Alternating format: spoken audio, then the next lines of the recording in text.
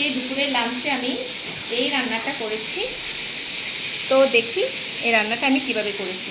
Coral মাছ রান্না করব, তো এখানে আমি পেঁয়াজটা ভেজে নিচ্ছি। এখানে আমি মাছটাকেও একটু হালকা করে ভেজে নিয়েছি, বেশি ভাজলে টেস্ট চলে যাবে, এই জন্য অল্প করে হালকা একদম হালকা করে ভাজছি।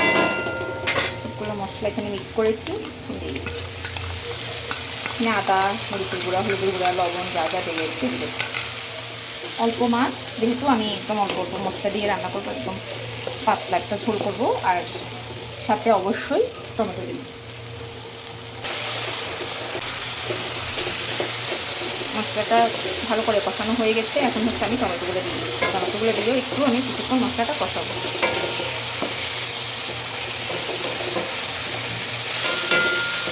এবার হচ্ছে পরিমাণ মতো পানি দিয়ে দিব, আর সাথে মাছগুলো দিয়ে দিব।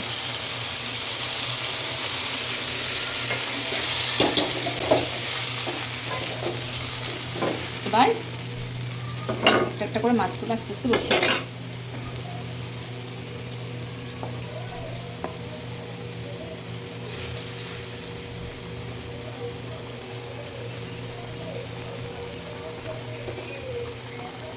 সব মাছগুলো দেওয়া হয়ে গেলে কিছুক্ষণের জন্য ঢাকনা দিয়ে রান্না করে নেব। একদম নর্মাল যেরকম বাসায় রান্না করে ওভাবে রান্না করছি মাছটা। দেখি টেস্ট কেমন আসে।